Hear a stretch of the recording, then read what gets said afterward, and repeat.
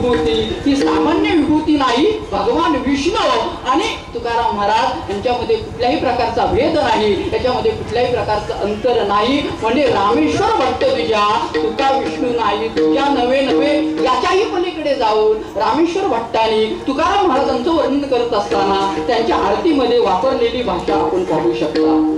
पिता तुलदेसी ब्रह्मस्ता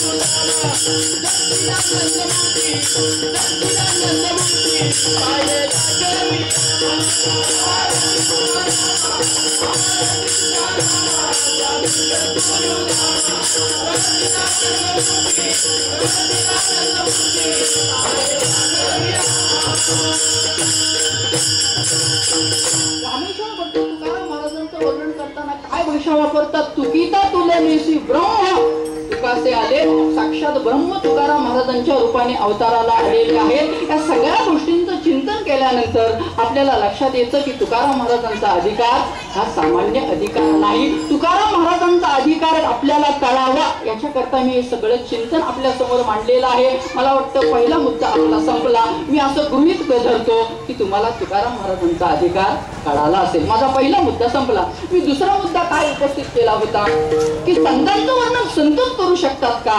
इतरांनी केलं तर ते चालणार नाही का? नाही महाराज, संतांचं वर्णन संतच करू शकतात. संतांचं वर्णन संतच का करू शकतात? तर संत संतांना ओळखता येतात. जर संत संतांना ओळखता येत असतील तर मात्र संत संतांचं वर्णन करू शकतात. हा इथं मुद्दा स्पष्ट होतो. याच्याकरता नहुषा राजाची कथा आपल्याला सगळ्यांना माहित आहे. मी सांगत नाही, फक्त संकेत करतो आणि मी पुढे जातो. नहुषा राजाला साधू संतांची म्हणजे त्या ऋषीमुनींची भेट झाली होती, परंतु त्या नहुषा राजाला काही साधू भेटलेले ओळखता आले नाहीत. संत ओळखण्याकरता समोरचा सुद्धा काय असावा लागतो? संतच असावा लागतो. तर काय होतं? संत ओळखता येत नाही. लक्षात घ्या, संत फक्त दोघांना ओळखता येतात. एक देवाला ओळखता येतं आणि दुसरं संतांना ओळखता येतात. संत ते कवन, संत ते कवन, हे जानवी खून केशिराज हे देवासाठी आणि भक्ताचा महिमा भक्ताची जाणती दुर्लभ या गती आणि कांसी हे कोणाकरता? संतांकरता. कारण संत होण्याकरता अंगे आपण होणं गरजेचं आहे. अंगे आपण झाल्याशिवाय आपल्याला संत ओळखता येत नाही. तुका म्हणे अंगे व्हावे ते आपण करीत महिमान येईल.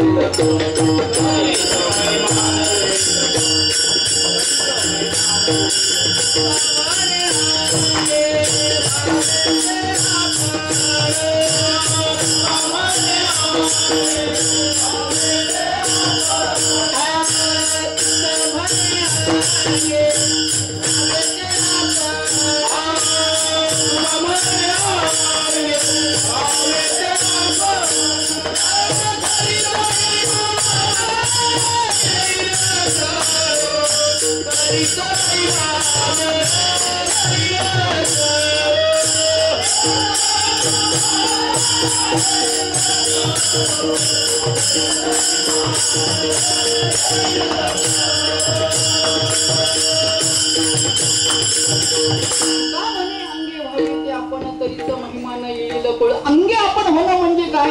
साधू संतांनी आपला स्वीकार करणं, साधू संतांनी आपला अंगीकार करणं, साधू संतांनी आपल्यावरती कृपा करणं, साधू संतांनी आपल्यावरती अनुग्रह करणं, याला काय म्हणतात? अंगे आपण होतात, अंगे आपण होणं याला असं म्हणतात. आता काय संत असे काय रस्त्यावरती पडलेले आहेत का? येणाऱ्या जाणाऱ्यावरती कृपा करण्याकरता, येणाऱ्या जाणाऱ्यावरती अनुग्रह करायला नाही महाराज. त्याच्याकरता साधकाची फार उत्तम तयारी असावी लागते. मनाची उत्तम तयारी करावी लागते, अंतकरण शुद्धी व्हावी लागते. अगदी आपलं कर्म साम्य दशेवरती यावं लागतं, मग श्री गुरु आपैसा भेटेची का? ऐसे कर्म साम्य दशा होय जेत विरेशा, मग श्री गुरु आपैसा भेटेची का? माझा मुद्दा काय चालला होता? संत संतांचं वर्णन करू शकतात. दोन मुद्दे माझे संपले. मी तिसरा मुद्दा काय म्हणला होता की माणसाने आपल्या जीवनामध्ये साधू संतांच्या लक्षणाचा विचार का करावा, साधू संतांच्या चरित्राचं चिंतन का म्हणून करावं, त्याच्यापासून आपल्या पदरात काय पडणार आहे, या मुद्द्याचा विचार करत असताना थोडंसं मी चिंतन असं करेल. काय आहे? माणूस हा संघ प्रधान प्राणी आहे. माणूस हा कोणत्या ना कोणत्या तरी संघामध्ये राहणार, माणूस हा कोणत्या ना कोणत्या तरी संगतीचा विचार करणार आणि कोणत्या ना कोणत्या तरी संघामध्ये राहून काहीतरी प्राप्त करू इच्छिणारा असा हा मनुष्य प्राणी आहे. मी संघाच्या दोन्ही भूमिका आपल्यासमोर मांडतो. संघाने जर माणूस चांगला होणार असेल आणि संघाने जर माणूस बिघडणार असेल तर कोणाचा संघ केल्याने आपल्या जीवनाचा उत्कर्ष होईल, कोणाचा संघ केल्याने आपल्या जीवनाचा अभ्युदय होईल आणि कोणाचा संघ न केल्याने आपलं जीवन अधोगतीला जाणार नाही, याचं चिंतन माणसाने आपल्या जीवनामध्ये केलं पाहिजे. कारण संघाचा फार मोठा परिणाम मानवी जीवनावरती होत असतो. शास्त्रीय भाषेत जर बोलायचं झालं तर संगती संघ दोषा या न्यायाप्रमाणे काय झालं, एका राजाकडे दोन पोपट होते आणि त्या दोन पोपटापैकी एक पोपट दिला ब्राह्मणाच्या घरी आणि दुसरा पोपट दिला कसायाच्या घरी. काही दिवसानंतर राजा हा कसायाच्या घरी गेला. कसायाच्या घरी जो पोपट राजाने दिला होता त्या पोपटाने राजाला शिवी दिली. राजाला राग आला. राजाने सेवकांना आदेश दिला, म्हटले याला मारून टाका. तिथून राजा निघाला, ब्राह्मणाच्या घरी आला. ब्राह्मणाच्या घरी जो राजाने पोपट दिला होता त्या पोपटाने राजाचं अगदी स्तुती केली, वर्णन केलं. राजाला आनंद झाला. सेवकांना सांगितलं म्हणजे याच्या गळ्यामध्ये मोत्याचा हार घाला. तो पोपट राजाला काय बोलतो ते ऐका. तो पोपट म्हणतो, राजा त्या पोपटाने शिवी दिली हा त्याचा दुर्गुण नाही आणि मी तुझं स्वागत केलं हा माझा सद्गुण नाही, हा संगतीचा परिणाम आहे. मी कशा करता आपल्याला हे सगळं चिंतन सांगतोय? आपल्या जीवनामध्ये एकदा का संतांचा संग झाला की आपलं जीवन महाराज पूर्णपणे उजळून जीवन निघतं. एकदा का संतांशी संग घडला, संत आपल्या जीवनामध्ये आले की आपलं संपूर्ण जीवन हे परिपूर्ण जीवन होतं. परंतु आपल्या जर जीवनामध्ये दुष्ट प्रवृत्तीचे लोक आले, असंत लोक जर आले, अगदी अल्प काळ जरी अशा लोकांचा संग झाला तरी तो अशा लोकांचा संग आपल्यासाठी फार घातक आहे महाराज. याच्याकरता ऋषशृंगाचं चरित्र आपल्याला सगळ्यांना माहित आहे. मी ते सांगत मी माझा वेळ वाया दौडत नाही. अगदी सगळ्यांच्या माहितीतलं आजा मेळ्याचं उदाहरण तर आपल्याला सगळ्यांनाच माहित आहे. वाईट दृश्याचा परिणाम हा काय झाला होता, माझ्या मेळ्यावरती झाला होता, हे लक्षात घ्या. मी कशा करता हे सगळं चिंतन मांडतोय की दुष्ट प्रवृत्तीचे लोक आपल्या जीवनामध्ये येऊ नयेत, असंत लोकांचा संघ आपल्याशी घडू नये, याच्या करता साधू संतांच्या लक्षणाचा आपण विचार केला पाहिजे. साधू संत आपल्या जीवनामध्ये, साधू संतांची कृपा आपल्याला कशी होईल याच्यासाठी आपण प्रयत्न केला पाहिजे. म्हणून माणसाने आपल्या जीवनामध्ये सतत साधू संतांच्या लक्षणाचा, साधू संतांच्या चरित्राचा विचार करायचा. अगदी ज्ञानोबरांच्या भाषेत जर बोलायचं झालं तर ज्ञानोबरा म्हणतात सतत माणसाने संतांच्या चरित्राचं चिंतन करावं. कशा करता? तैसे हरपणे आपण पे पाहावे, ते संताचे पाहावे दिवसावे, म्हणून वानावे ऐकावे त्याची सदा. म्हणून वानावे म्हणजे वर्णन करावे आणि ऐकावे म्हणजे श्रवण करावे त्याची सदा. कशा करता?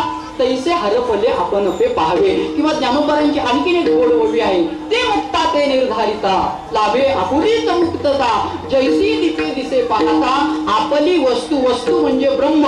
अरे अनादी काळापासून अंधारामध्ये हरवलेली ही जी आत्मवस्तू नावाची चीज आहे ती फक्त संतांच्याच विचाररूपी दिव्याने आपल्याला पाहायला मिळते. म्हणून माणसाने आपल्या जीवनामध्ये सतत साधू संतांच्या लक्षणाचा, सतत साधू संतांच्या चरित्राचं चिंतन केलं पाहिजे. माझा तिसरा मुद्दा संपला आणि मी चौथा मुद्दा काय म्हणला होता, तर एवढे अधिकारी तुकाराम महाराज त्या संत महात्म्यांचं वर्णन करत असतील तर आपल्याला ते संत महात्मे म्हणजे कोण, ते संत महात्मे कोणत्या लक्षणाने युक्त असतात याचं चिंतन करणं गरजेचं आहे. आणि हीच गोष्ट तुकाराम महाराज अभंगाच्या पहिल्या चरणात सांगतात.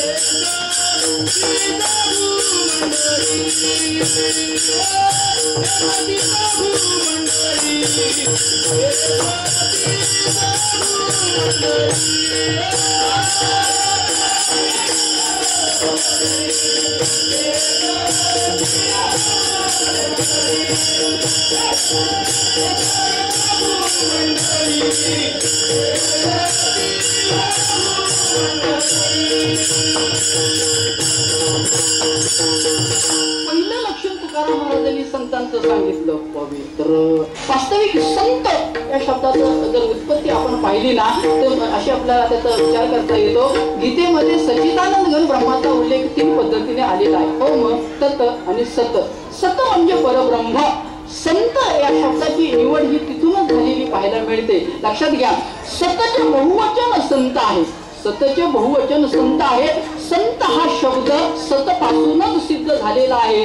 याच्याकरता गीतेतल्या 2ऱ्या अध्यायातला 16वा श्लोक आपण पहा. नासतो विद्यते भावे न भावो विद्यते सत. सत म्हणजे परब्रह्म. सत म्हणजे दान करणे. सत म्हणजे तदर्थीय कर्म करणे.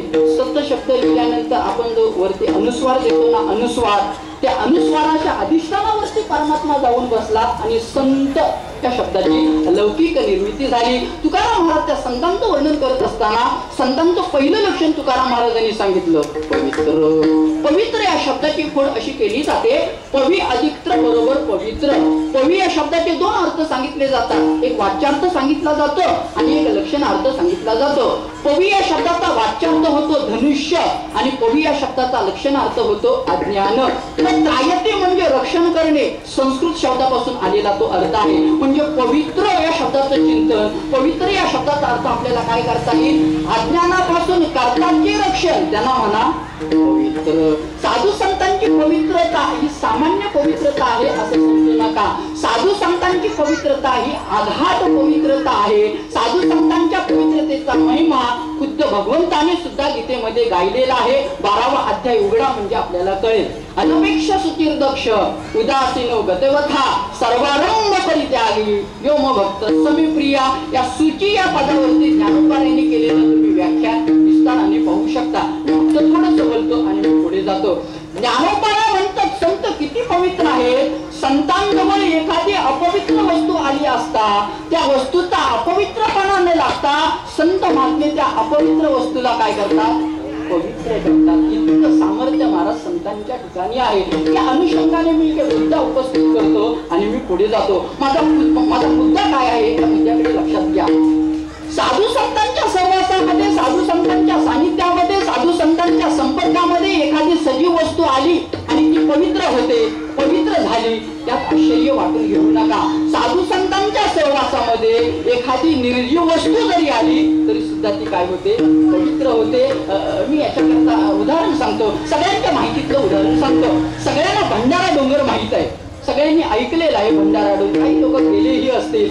काय महाराज, जसा आपल्याकडे गावी दगड मातीचा डोंगर असतो तसा तो सुद्धा दगड मातीचा डोंगर आहे. त्याच्यामध्ये काय विशेष आहे का, विशेष नाही. फक्त काय झालं, तुकाराम महाराज नित्य भजना करता, तुकाराम महाराज नित्य चिंतना करता त्या डोंगरावरती जात होते म्हणून तो डोंगर डोंगर राहिला का महाराज, नाही महाराज. आज त्याचं नाव काय आहे, श्री क्षेत्र भंडारा डोंगर. काय कारण महाराज, तुकाराम महाराजांचा संबंध त्या डोंगरावरती आला म्हणून. आजही महाराज त्या तुम्ही डोंगरावरती गेल्यानंतर इतकी प्रसन्नता आहे. आजही तिथली माती विठ्ठल विठ्ठल बोलते. आजही आमचे वारकरी त्या डोंगरावरती गेल्यानंतर तिथली माती आपल्या मस्तकी धारण करतात. काय कारण, निर्जीव वस्तू सुद्धा काय होते, पवित्र होते. लांब कशाला, अगदी तुम्ही देहू गावामध्ये आल्यानंतर शिळा मंदिर, आपण त्या शिळा मंदिरामध्ये जातो की नाही, शिळा दगड आहे फक्त, पण ती शिळा लांबून पाहिल्यानंतर आपल्या अंतकरण भरून येतं की नाही. काय कारण महाराज शिळा पवित्र होण्याची, एकच कारण महाराज, तुकाराम महाराज त्या शिळेवरती बसून भगवान परमात्म्याचा धावा केला, 13 दिवस अनुष्ठान केलं आणि मग भगवान परमात्मा तुकाराम महाराजांना भेटला करता आले म्हणून ती शिळा पवित्र झाली की नाही. मला सांगा, साधू संतांची पवित्रता ही सामान्य पवित्रता आहे असं समजू नका. नव्हे साधू संतांची पवित्रता म्हणजे महाराज अगदी दोषींचा दोषीपणा घालवण्याचं सामर्थ्य सुद्धा आमच्या साधू संतांजवळ आपल्याला पाहायला मिळतं. अगदी प्रमाणातून जर सांगायचं झालं तर विष्णू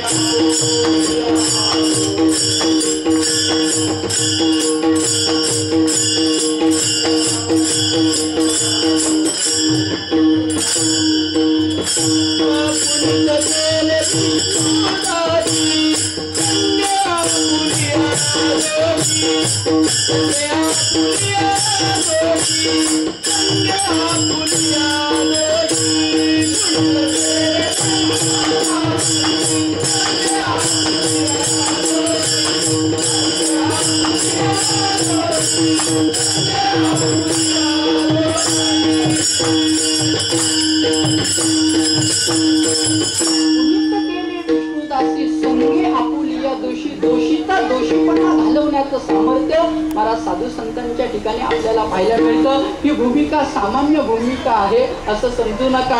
किती दोषी लोकांचा दोषीपणा घालवला हे जर आपण बघायला गेलो ना महाराज तर अख्खी यादी आपल्याला म्हणजे महाराज रात्र पुरणार नाही. इतकं साधू संतांनी आपल्या पवित्राच्या सामर्थ्यावरती दोषींचा दोषीपणा घालवलेला आपल्याला पाहायला मिळतो. अगदी सगळ्यांच्या माहितीतलं उदाहरण द्यायचं झालं तर वाल्या कोळ्याचं उदाहरण आपल्याला सगळ्यांना माहित आहे. रत्नाकर नावाचा वाटमाऱ्या करणारा वाल्या कोळी फक्त नारदांच्या संघामध्ये आल्यानंतर कसं महर्षी वाल्मिक ऋषी बोलले ते आपल्याला सगळ्यांना माहित आहे. मी विस्तार करून सांगत नाही. म्हणजे एवढा मोठा पापी नारद मुनींच्या संघामध्ये आल्यानंतर काय करतो, रामायण लिहितो महाराज. याच्यावरून संतांची पवित्रता ही सामान्य पवित्रता समजू नका, हे लक्षात घ्या. वाल्या कोळी वाल्मिक ऋषी बनले यात आश्चर्य वाटून घेऊ नका. त्या वाल्मिक ऋषींनी रामायण लिहिलं यात आश्चर्य वाटून लिहा.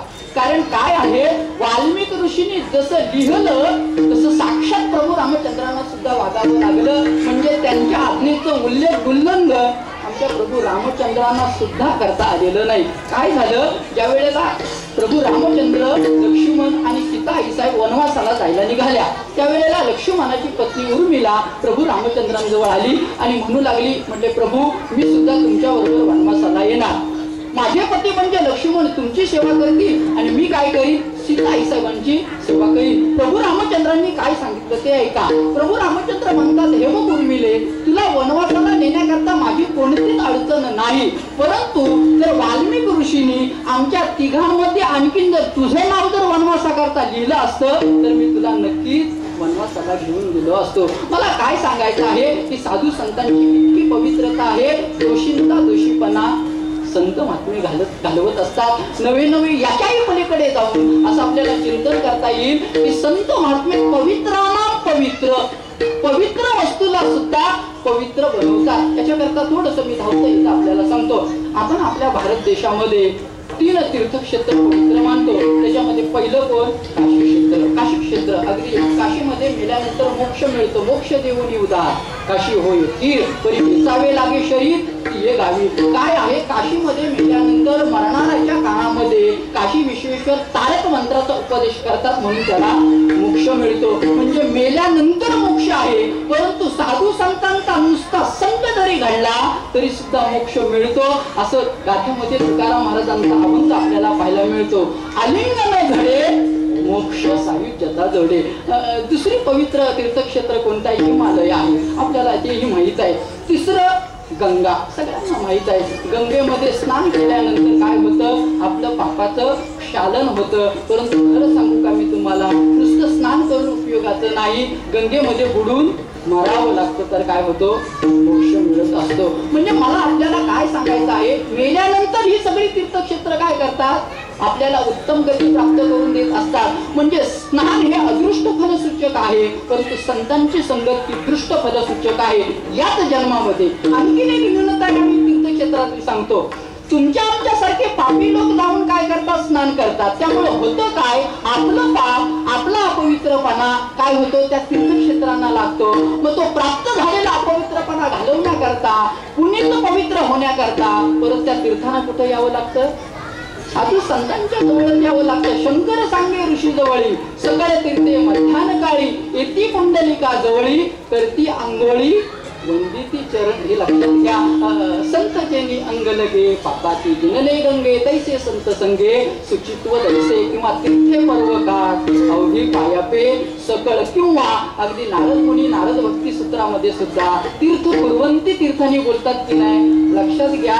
ज्ञानेश्वर महाराज आणि नामदेव महाराज जे तीर्थयात्रेला गेले ते स्वतःला पवित्र होण्याकरता गेले नाहीत. त्या सगळ्या तीर्थक्षेत्रांना पवित्र करण्याकरता आमचे ज्ञानोबा आणि नामदेव महाराज हे तीर्थयात्रेला गेले. हे लक्षात घ्या. मला काय सांगायचं आहे? पवित्र. लक्षात घ्या. पवित्र या शब्दाचा आणखी मी कसा चिंतन करेन. जे शुद्ध आहेत त्यांना सुद्धा काय म्हणा तुम्ही? पवित्र म्हणा. शुद्धीचे 2 प्रकार सांगितले जातात. बाह्य शुद्धी वेगळी आहे आणि अंतकरण शुद्धी वेगळी आहे. बाह्य शुद्धी म्हणजे शरीराच्या संबंधाने जी केली जाते तिला तुम्ही बाह्य शुद्धी म्हणा. आणि अंतकरण शुद्धी म्हणजे अंतकरणातून राग, द्वेष, छल, कपट, हर्ष, मोह हे सगळे विकार अंतकरणातून जाऊन अंतकरण मोकळं होणं याला काय म्हणा? आंतरिक शुद्धी म्हणा. शुद्धीच्या या दोन्ही प्रकाराला भगवान परमात्म्याने शौच या पदाची योजना केलेली आहे. मला जाऊ दे, मला त्याचा जास्त विस्तार करायचा नाही. पहिलं लक्षण तुकाराम महाराजांनी काय सांगितलं? साधू संतांच्या ठिकाणचं पवित्र. दुसऱ्या लक्षणाकडे चला. सोवळी. सोवळी या शब्दाचा काय अर्थ होतो? सोवळी म्हणजे काय? सोवळी या शब्दाची आपल्याला काय व्याख्या करता येईल? त्याच्याकरता आपण तुकाराम महाराजांच्याच भाषेत आपण समजावून घेऊ. म्हणजे नेमकं सोवळी या शब्दातून तुकाराम महाराजांना काय सूचित सांगायचं आहे ते आपल्याला कळेल. याच्याकरता मी तो अभंग सांगतो, प्रमाण सांगतो. अगदी सगळ्यांच्या पाठ्यातला तो अभंग आहे. तुकाराम महाराजांच्या गाथ्यामध्ये निर्याण प्रकरण आलेलं आहे आणि त्या निर्याण प्रकरणामधला अभंग आहे. त्या अभंगाची सुरुवात अशी आहे. संसाराच्या अंगी अवघीच व्यसने, आम्ही या कीर्तने शुद्ध झालो. या अभंगाचं ध्रुवपद आपण तुम्ही पहा. आता हे सोवळी झाले त्रिभुवन, विषम धोरण सामने.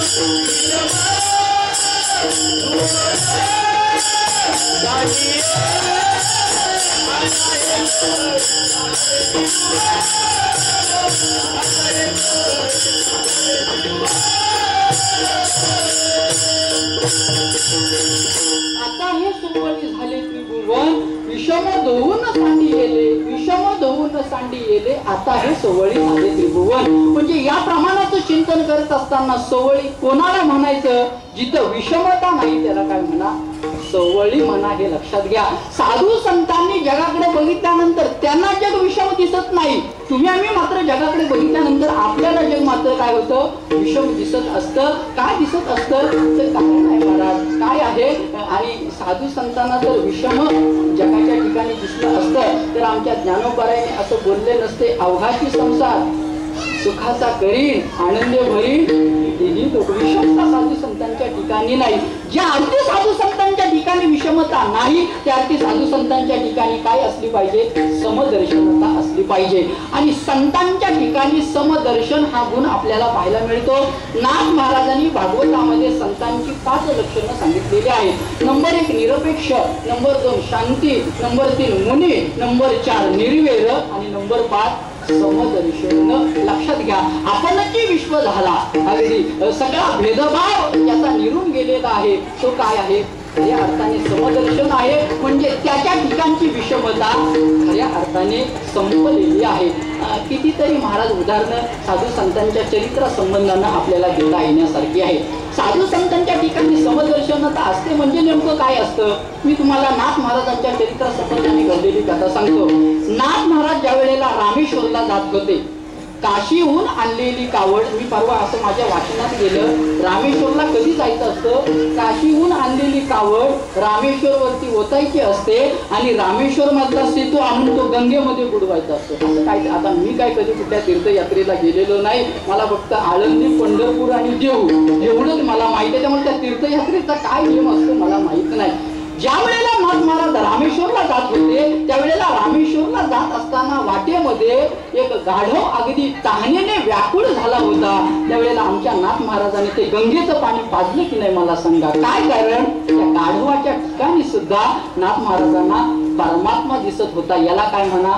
समदर्शनता म्हणा. विषमता साधू संतांच्या ठिकाणी आपल्याला पाहायला मिळत नाही. नामदेव महाराजांच्या चरित्र संबंधानं सुद्धा अगदी ती कथा तुम्हाला सगळ्यांना माहित आहे.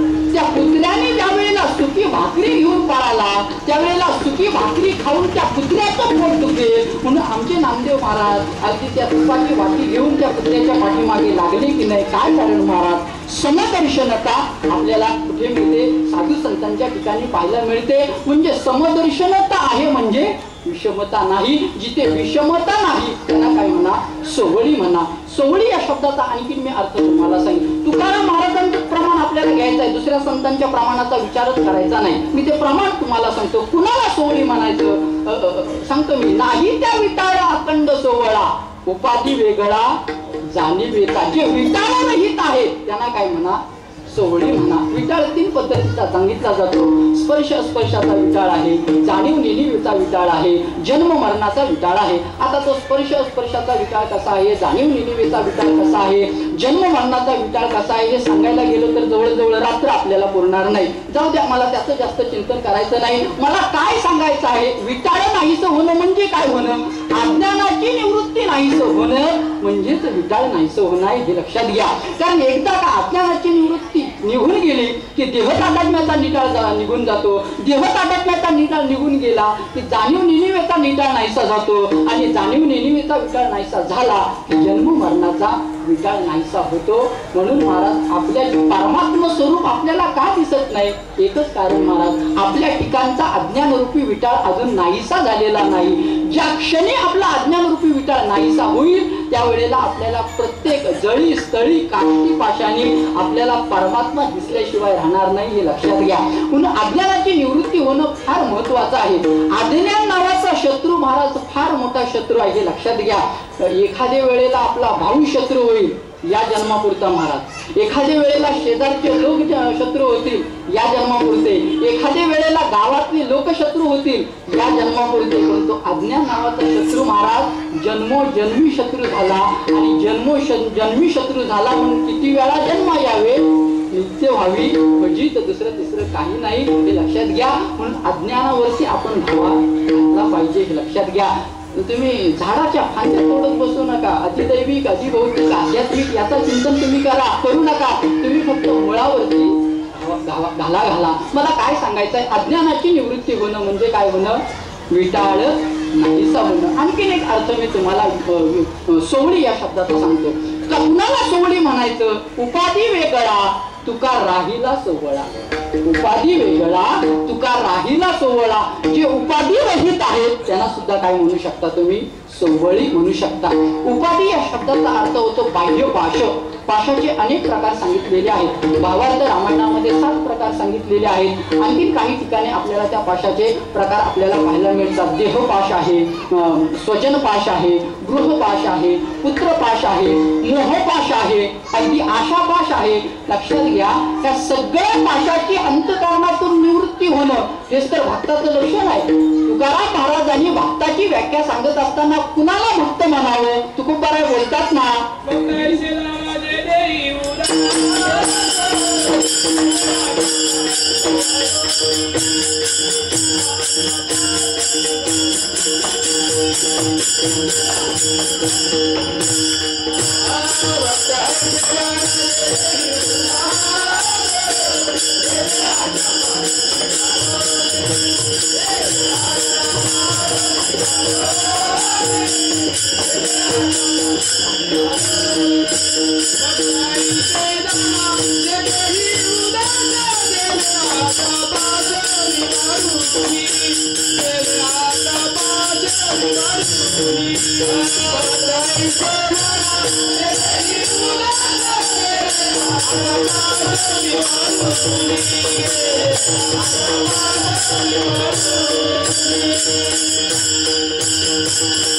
उपाधी रहित आहेत त्यांना काय म्हणा, सोवळा म्हणा किंवा आणखीन काही प्रमाण आपल्याला देता येतील. ज्याने सर्वस्वाचा त्याग केलेला आहे त्याला सुद्धा तुम्ही काय म्हणू शकता, सोवळी म्हणू शकता. सोवळी पवित्र.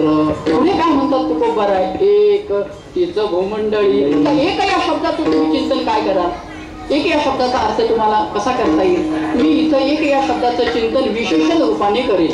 विशेषण कशाला म्हणतात, नामाबद्दल विशेष माहिती सांगून नामाची व्याप्ती मर्यादित करणाऱ्या शब्दाला विशेषण म्हणतात. विशेषणाचे 3 प्रकार सांगितले जातात, संख्या विशेषण, गुण विशेषण, सर्वनामिक विशेषण. मला आपल्याला एक या शब्दातून काय सांगायचं आहे, या संपूर्ण अभंगाचं चिंतन केल्यानंतर या अभंगामध्ये तुम्हाला कुठे संत नावाचा शब्द, संत नावाचा उल्लेख कुठे पाहायला मिळतो का. देव नावाचा उल्लेख तुकाराम महाराजांनी केलेला आहे. तुका म्हणे देवा त्यांची केली पावे सेवा. परंतु संत नावाचं चिंतन, संत नावाचा उल्लेख कुठे तुकाराम महाराजांनी केलेला आहे का, नाही. बरं, ते सगळी लक्षणं सांगितलेली आहेत ती कुणाच्या संबंधाने सांगितलेली आहेत, संतांच्या संबंधाने सांगितलेली आहे. लक्षणं तुकाराम महाराज संतांच्या संबंधाने सांगतात, परंतु संत नावाचा उल्लेख मात्र करत नाही. हा जो एक शब्द आहे ना, एक शब्द, हा एक शब्द संतांच्या नावाचा उल्लेख करतो. एक तीच भूमंडळी. काही साधक तुकाराम महाराजांजवळ गेले, म्हणू लागले, महाराज आम्हाला संत महात्मे अध्यात्मशास्त्र दृष्टिकोनातून कळाले, परंतु संत भक्तिशास्त्रीय दृष्टिकोनातून कसे असतात. तीच गोष्ट तुकाराम महाराज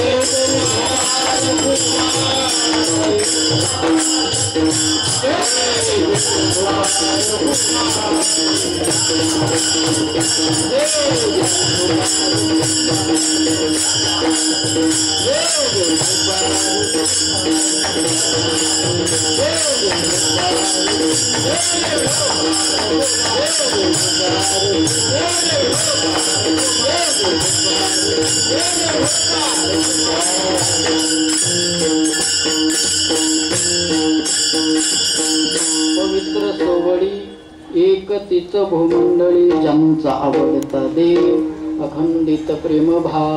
तुकारामाला संतांचं लक्षण सांगत असताना ज्यांना फक्त देवच आवडतो, देवाशिवाय दुसरं काही आवडत नाही, त्यांना काय म्हणा, संत म्हणा. संतांना आमच्या देवाशिवाय दुसरं काहीच आवडत नाही महाराज. आवडे हे रूप गोजिरे सगुण पाहता लोचन सुखावले किंवा बहु आवडशी जीवापासून या तुझी आन वाही नका देवराया. अगदी संत महात्मे म्हणतात देवा तुझी शपथ घेऊन सांगतो रे, जेवढा आम्हाला आमचा प्राण आवडत नाही तेवढा आम्हाला तू आवडतो. अगदी त्या अर्जुनाची भाषा अगदी गीतेमध्ये जर पाहिली तर आपल्याला कुठल्याही प्रकारचा संदेह तिथे निर्माण होत नाही. अर्जुन बोलतो ना, तू गुरु बंधू पिता तूच आमची इष्ट देवता, तुझी सदा रक्षिता आपुती आमचे. अर्जुन म्हणतो देवा अरे आमच्या दृष्टिकोनातून सर्व काही तूच आहेस, तूच गुरु आहेस, तूच वडील आहेस, तूच बंधू आहेस. अगदी आपत्काळी संकटकाळी रक्षण करणारा तुझ्याशिवाय आम्हाला दुसरं कोणीही नाही महाराज. तुकाराम महाराज तर म्हणतात आम्हाला तू म्हणजे सगळंच काय गोतावळ आमच्या दृष्टिकोनातून तू आहेस. विठ्ठल बाप माये चलता विठ्ठल भगिनी आम्ही प्राता, विठ्ठल वीर चाड नाही गोता, तुका म्हणे आता नाही दुसरे. म्हणजे ज्यांना देव आवडतो त्यांना काय म्हणा, संत म्हणा. ज्यांचा आवडता देव अखंडित प्रेम भाव. अखंडित या शब्दाचा अर्थ होतो सतत चालणारा. प्रेम भाव हा शब्द जर जरी एक असला तरी सुद्धा मी स्वतंत्र 2 शब्दाचं चिंतन करेन. मी प्रेमाचं वेगळं चिंतन करेन आणि भावाचं चिंतन वेगळं करेन. प्रेम या शब्दाची काय व्याख्या होते? भगवान परमात्म्याविषयी अंतःकरणामध्ये आकर्षण निर्माण होणं याला प्रेम म्हणा. आणि भाव या शब्दाचं चिंतन तुम्ही काय कराल? भाव म्हणजे मी इथं चिंतन, भाव या शब्दाचा अर्थ भक्ती असा करेल. भक्ती या शब्दाची काय व्याख्या होते? परमात्म्याशी जोडलं जाणं याला काय म्हणतात? भक्ती म्हणतात. अहो मग तुम्ही परमात्म्याशी कोणत्याही पद्धतीने जोडले जा.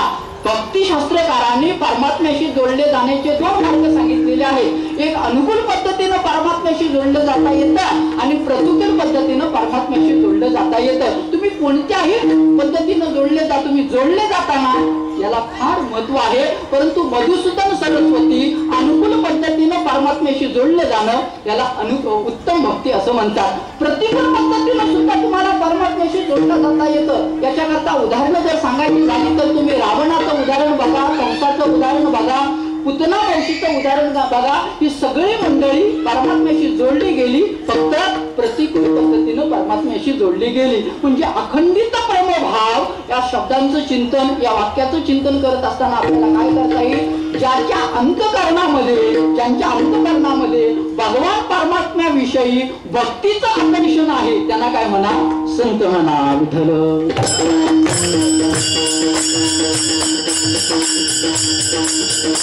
साधकांनी सांगितलं, महाराज आम्हाला व्यवहार दृष्टिकोनातून संत कळाले, भक्तिशास्त्रीय दृष्टिकोनातून संत कळाले, परंतु व्यवहार दृष्टिकोनातून संत महात्मे कसे आहेत? तुकाराम महाराज म्हणतात, आम्ही तुम्हाला तीही संतांची ओळख करून देतो. तीच गोष्ट अभंगाच्या 3ऱ्या चरणामध्ये. तीच भाग्यवंते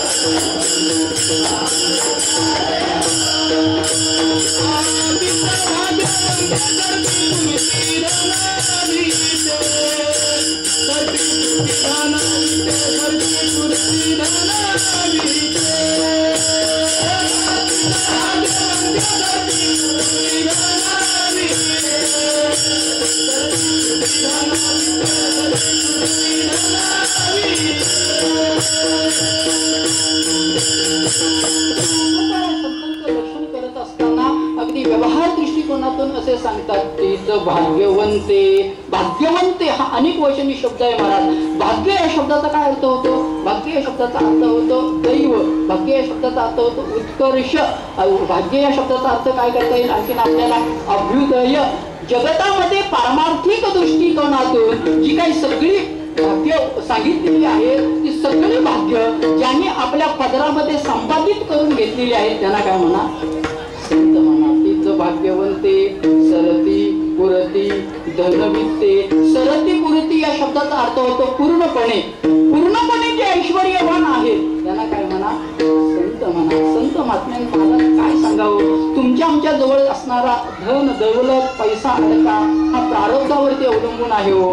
आज आहे तो उद्या असेल की नाही हे माहित नाही, परंतु संत महात्मे मात्र पूर्णतः अगदी धनवित्ते आहेत. त्याच्याकरता जर तुकाराम महाराज ज्ञानेश्वर महाराजांचं वर्णन करताना बोलतात ना, जयाकीय द्वारी सोन्याचा पिंपळ अंगे ऐसे बळ रेडा बोले सामान्य सामर्थ्य साधू संतांच्या ठिकाणी नाही. तुकाराम महाराज म्हणतात ही सगळी लक्षणं ज्यांच्या ठिकाणी नित्यत्वाने वसतात त्यांना संत म्हणा.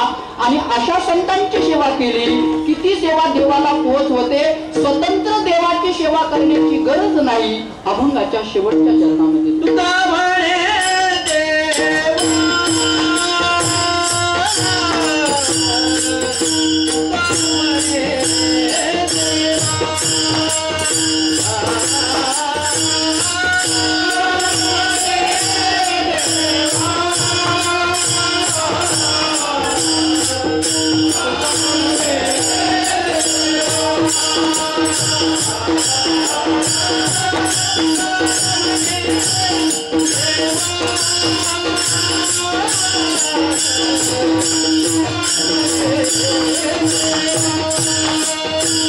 Oh,